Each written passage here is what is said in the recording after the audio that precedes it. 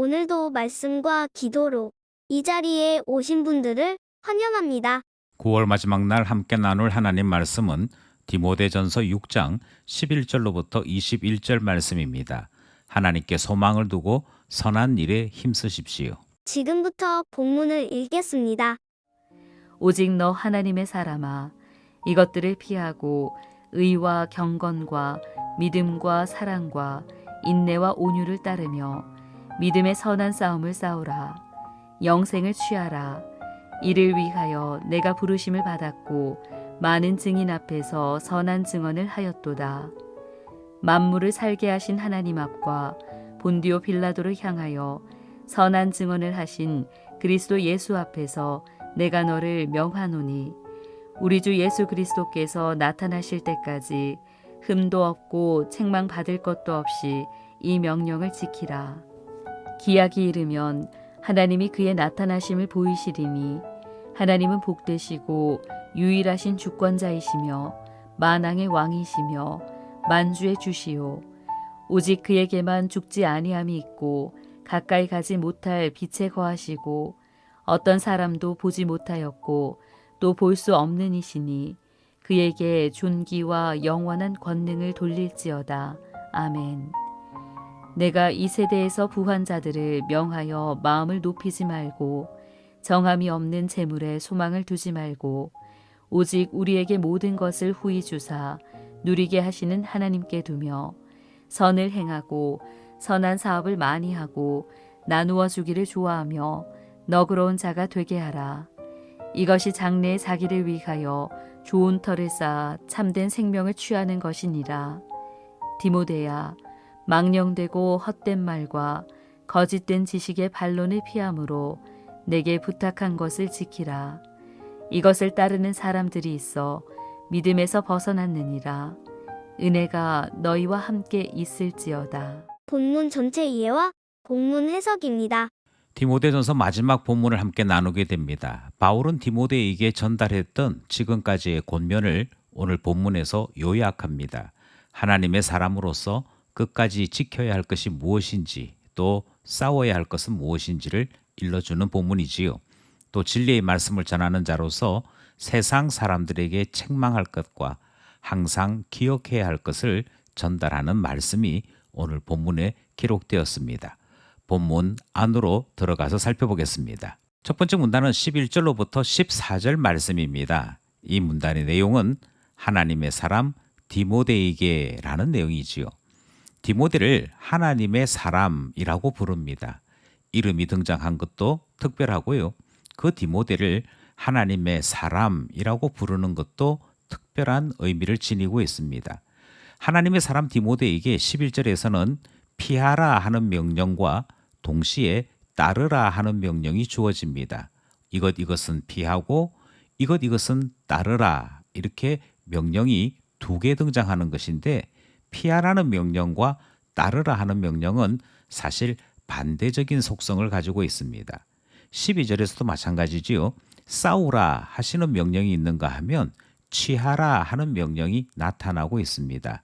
어떤 것들은 버리는 것, 어떤 것들은 취하는 것인데 이 대조되는 명령이 11절에서도 12절에서도 나타나는 특징을 가지고 있습니다. 특별히 이와 같은 대조되는 문법 형태를 취하여서 강조하는 것은 의, 경건, 믿음, 사랑, 인내, 온유에 대한 말씀이 강조되고 있습니다. 또 선한 것을 위하여 자기의 삶에 충성하는 선한 싸움에 대한 내용도 강조되고 있는 것이지요. 무엇보다도 첫 번째 문단에서 바울은 우리의 인생은 바로 이것을 위해 부르심을 받았고 우리의 삶은 이것을 정언하는 것이 되어야 한다 하는 말씀이 13절, 14절에 등장을 합니다. 그리고 예수님께서도 이 일을 행하셨고 또 명령하셨다 하는 말씀으로 첫 번째 문단이 끝을 맺고 있지요. 하나님의 사람 어떻게 살아야 하는지 말씀하시는 첫 번째 문단 말씀이었습니다. 둘째 문단은 15절, 16절 말씀입니다. 하나님의 계획에 대한 말씀이죠. 앞의 문단에서 우리는 하나님의 사람들이 반드시 따라야 되는 명령들을 전달받았습니다.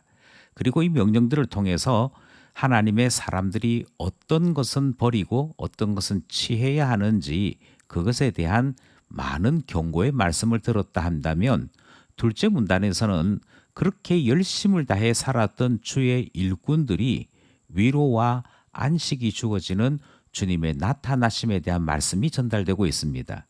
주님께서 일꾼들을 위로하시는 때가 언제냐? 바울은 주님의 재림이 바로 그들에게 주어지는 위로와 안식의 날이라고 말씀하고 있지요. 바울은 재림의 주님에 대해 그에게만 죽지 아니함이 있다라고 말하고 있습니다.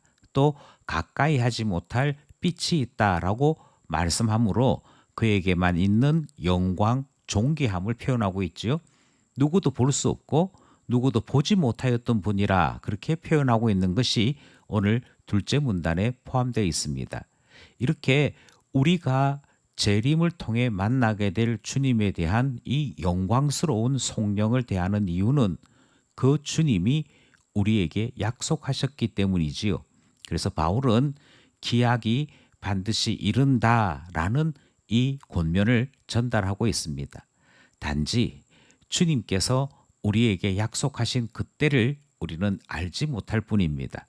주님께서는 분명히 약속하신 대로 이루실 것이나 오래 참으시고 기다리시는 중에 있다 하는 사실 또한 기억하는 것이지요.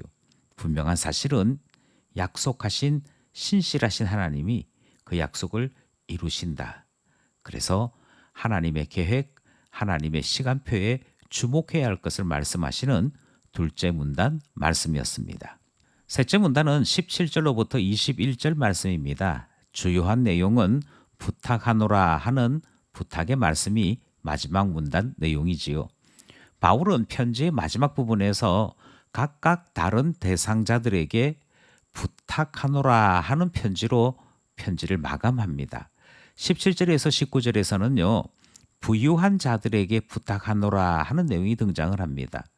돈이라고 하는 것이 일만악의 뿌리가 된다 하는 말씀이 앞부분에 있었지요. 또 돈이라고 하는 것이 사람을 넘어지게 하더라 하는 내용도 있었습니다. 그래서 그리스도인이지만 부유한 자들에게 부탁하기를 돈의 유혹에서 이길 것을 부탁합니다. 돈 잘 사용해야 된다라는 말씀도 함께 등장을 하지요.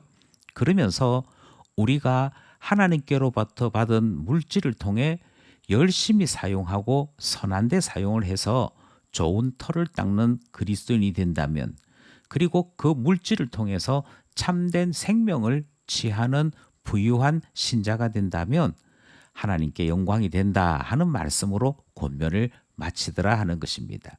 이것이 부유한 신자들에게 주신 권면이라고 한다면 20절, 21절에서는 디모데에게 마지막 권면을 전달합니다.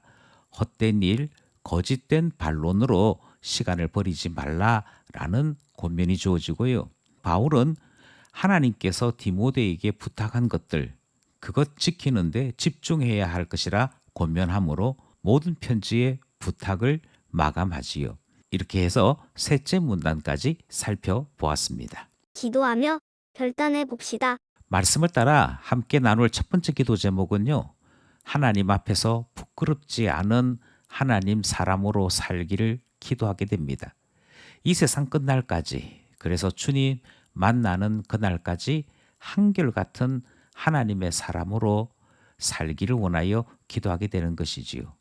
우리를 하나님 사람 되게 하소서. 첫 번째 기도 제목이었습니다. 두 번째 기도 제목은 약속을 믿고 그날을 바라며 살아가는 우리는 신자이지요. 반드시 그 기약이 이루어질 것을 매일매일 확신할 수 있어야겠습니다. 또 그 기약을 이루실 우리 주님을 한결같이 믿는 자여야겠습니다.